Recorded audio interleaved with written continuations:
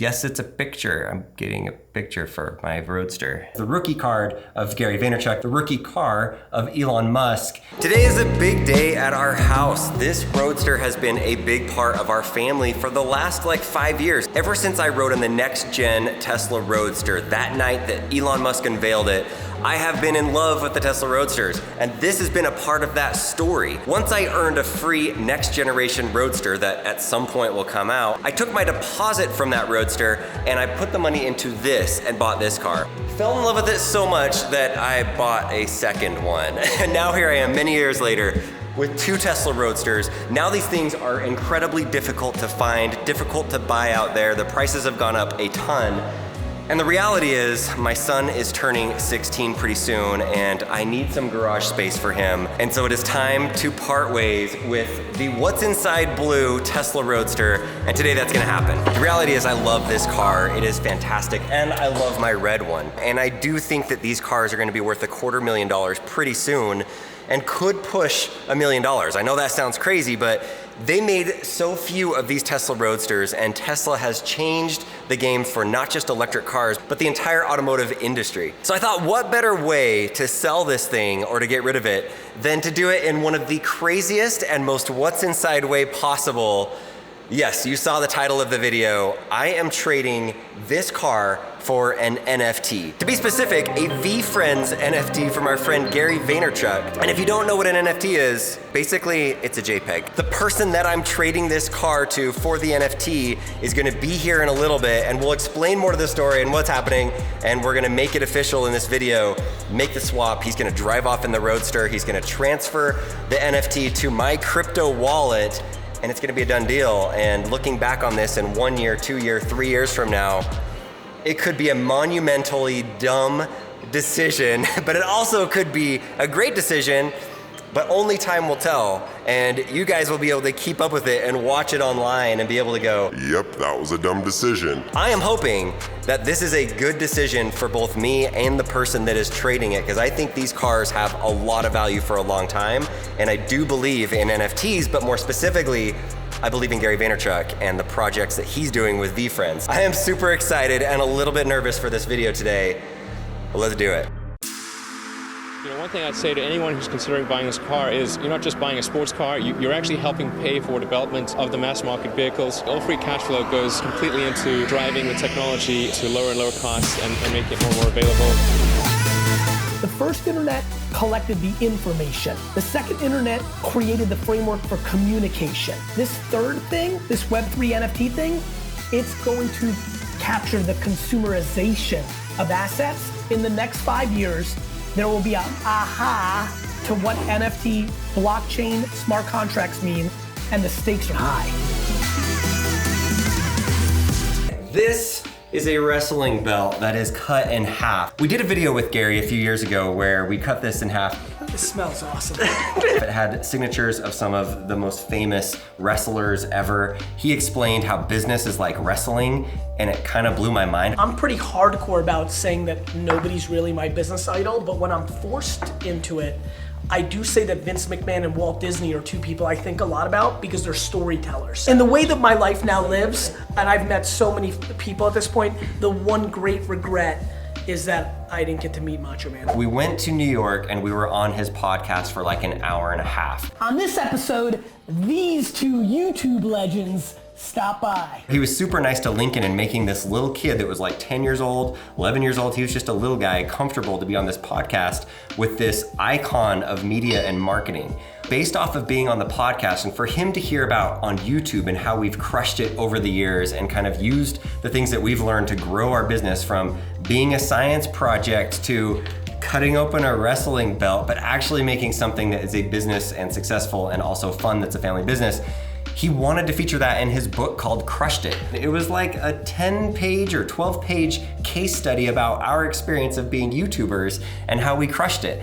I have a special place in my heart for Gary Vaynerchuk. The guy preaches a lot of the things that I believe in when it comes to business. Being patient, being positive, being humble, doing the right thing. There's a lot of things in business where people take shortcuts and they think short term. And Gary really does believe in the long term, but he acts like the time frame is really, really short in a lot of the decisions that he makes because he works so fast on these social media platforms and sees trends. He really does have this long-term mindset where he's thinking about 45 years from now and your legacy 100 years from now. I was at a boring tunnel event, one of the Tesla events, and after Elon came out and spoke to everybody and before we got a ride inside of the boring tunnel, I met this guy that showed me this comic book. I'm gonna open it out of the case. I probably shouldn't do this, but there's a glare. Okay. What's the story about? It's basically real life. It documents Starman, Elon Musk loading Starman into this Roadster and blasting him out into space. He had just barely made this himself. Based off of seeing that car go up to space, he was inspired that he made a comic book series. This one happens to be signed, so I don't really want to open it and crack it open too much, keep it in good shape. Okay, have I dropped enough hints yet about what's happening? Who's actually buying our Roadster? They just pulled up. We're gonna go out, make the trade happen, find out and explain to you what the heck I am doing and why I'm trading it, and maybe the person is getting cold feet, but why would they get cold feet? It's a picture for a car, like clearly he's getting the better end of this deal, or is he? There he is. This is the car, look at that. Starship license plate, Tesla Model S. Dan, how's it going, man? Eli, my friend, the creator of Adventures of Starman. He has a Roadster on his shirt. Are we really trading my Roadster for an NFT? We are trading my VFriends Epic Positive Porcupine for your Tesla Roadster. Epic Positive Porcupine. We were talking about this on the phone. Do you think that anybody would be crazy enough to take my Roadster for a VFriend? And he's like, I know some people that could do it. Like 4 hours later, you text me and you're like, I've been thinking about it. I want to do it. I mean, I thought about it. I called you back and I was like, it has to be me. Not just I want to do it. It has to be me. We have to do this. You were going to sell this thing for triple digit, six figures. It was going to go the next day for over 100,000. Oh my gosh. For you to have an original Roadster, like, did you ever think you were going to be buying one of these? It has been a dream of mine to have a Tesla Roadster, but what I expected to happen was the price on these would keep going up. And by the time I got in a place financially that I could get one, it's going to be $250,000, which I could never justify. So no, this, as it turns out, was going to be the only way I would ever see that dream come true. All right, Eli, come on in. Come check out the car. Come sit in it. 523. Wow, I fit in this thing. And to think, Starman is flying in space for the next 30 million years, sitting in exactly this. Yes. This Tesla has a physical key. The only Tesla that has a key that's like a normal key that you stick in the ignition. Can I put it in? Go ahead, yeah, put it in. It rev it up.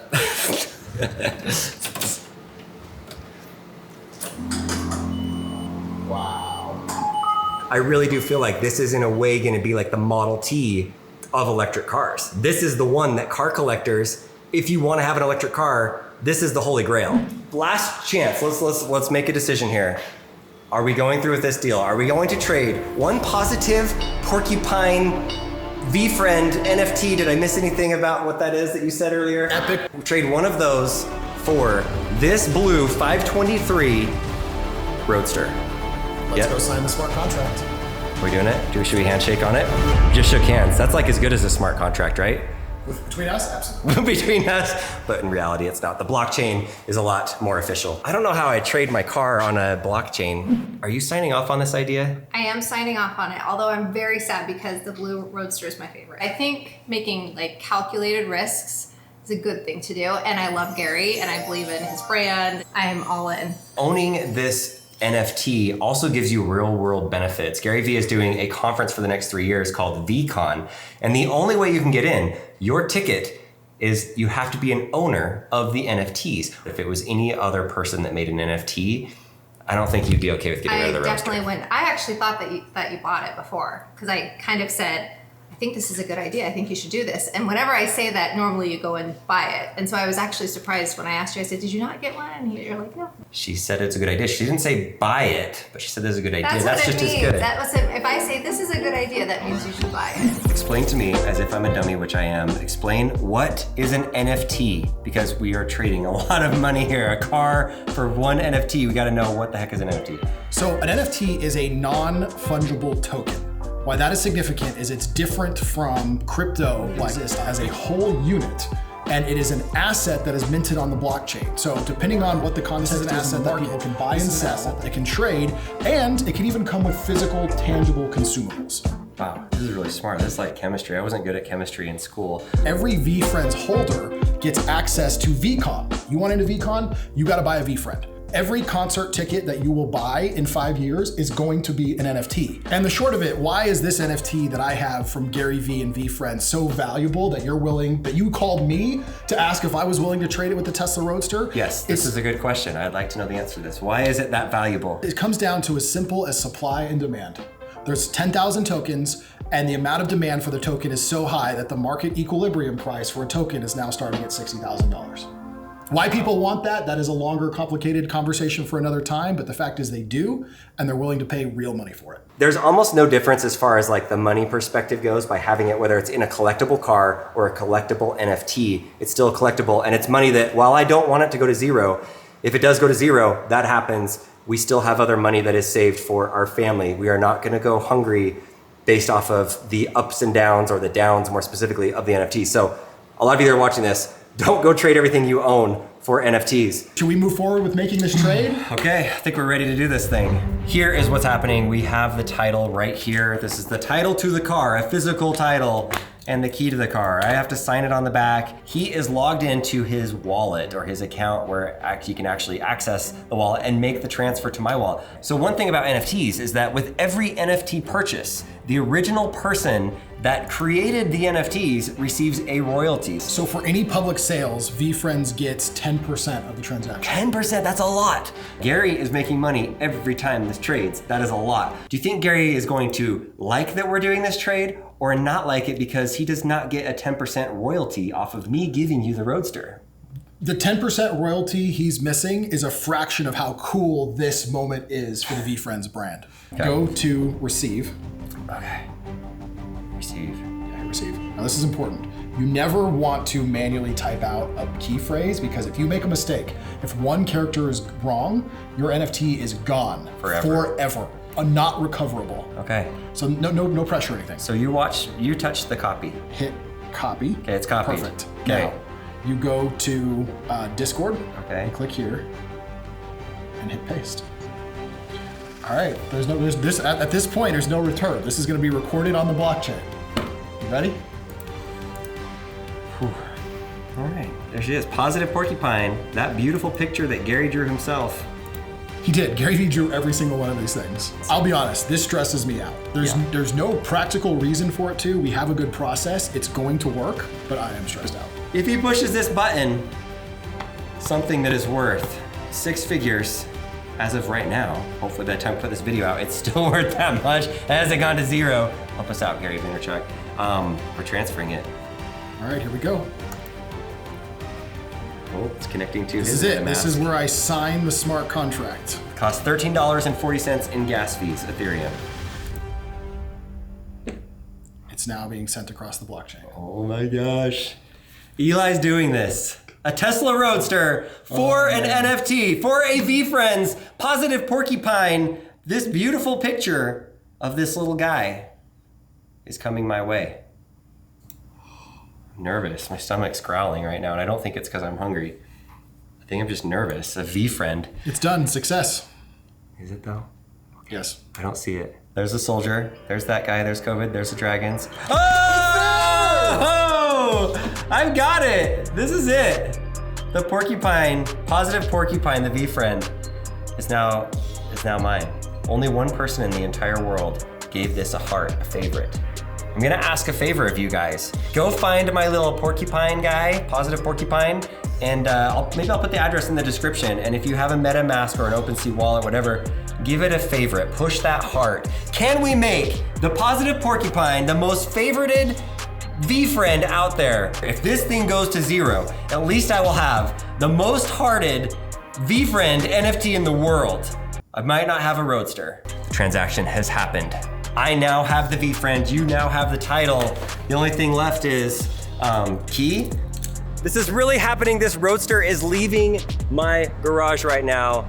It is no longer mine. The blockchain has confirmed that I now own the Positive Porcupine V-Friend NFT. I don't know everything about NFTs, but I have to imagine this is one of the first times that anybody in the world has traded an NFT for a real world physical asset that is worth this much money. The new owner of an original Tesla Roadster that he traded for an NFT for it. Oh my gosh. All right, get out of here. You're the best, Eli. See you later. Take care of my car. Oh, wait.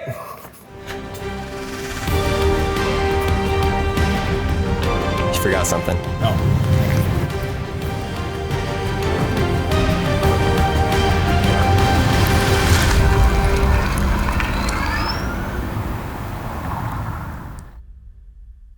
Some of Lincoln's first ever swear words that he ever heard was during the podcast when we were with Gary Vaynerchuk, because in our house, like, we don't say swear words. My wife and I, we don't when it's just me and her, and we don't say it when we're with the kids especially.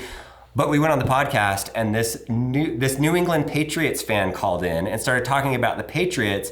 Gary said a few words to him and then hung up on the guy and then dropped some other words. And I looked over at Lincoln and he's just sitting there nodding his head. He had no idea what Gary was talking about. That's a side note. If you're gonna go watch Gary Vaynerchuk, he does say some words that some of you may not hear in your house sometimes, but he's just a passionate guy. Tesla, they've never paid me, by the way. A lot of you guys ask me, you're like, you guys must get paid so much money from Tesla to promote their cars. No, I bought a Tesla Model S like 5 or 6 years ago. Loved the car so much, put it in some videos. People loved the videos and we're learning from it. And then since then we've gone all electric and we have all just electric cars. And the Roadster is just a really special thing that, like I said earlier, I think is gonna be worth a lot of money someday, but also it's a very important part of the story of Tesla, SpaceX, electric cars, all of that stuff. He needs to drive it and get it the heck out of my garage right now. That sounded very aggressive. Will you let me ride in it sometime if I come visit? I think I could do that.